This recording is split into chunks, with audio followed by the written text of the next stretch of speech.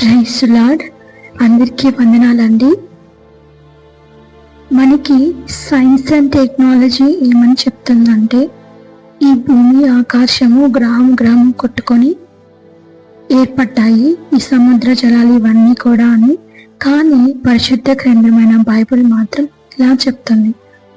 ఆది కాండము 1వ అధ్యాయము 9వ వచనము, దేవుడు ఆకాశమును కిందున్న జలములను ఒకచోట కూర్చబడి ఆరిన నేలకు కనపడగా పలుకగా ఆ ప్రకారమయ్యను. దేవుడు ఆరిన నేలకు భూమి అని పేరు పెట్టెను, జలరాశికి ఆయన సముద్రం అని పేరు పెట్టెను. అది మంచిదని దేవుని సూచన. ఈరోజు తెలుసుకున్నారు కదండి, ఆకాశమును భూమిని సముద్రాలను ప్రభు కేవలం తన నోటి మాటతో పలికినప్పుడు ఏర్పడ్డవి.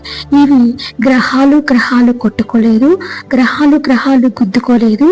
కేవలము దేవుని మాటతోనే భూమి, ఆరిన నేల, సముద్రాలు ఏర్పడ్డాయి.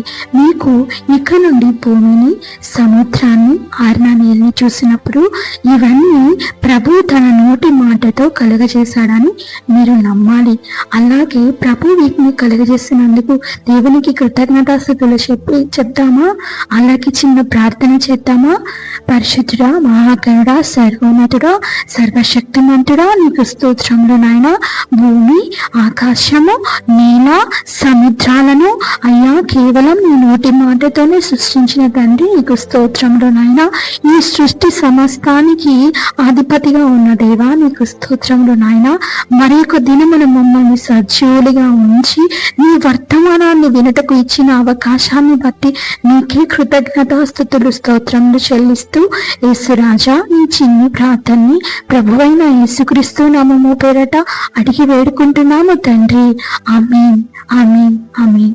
Praise lord. అందరికీ వందనాలండి.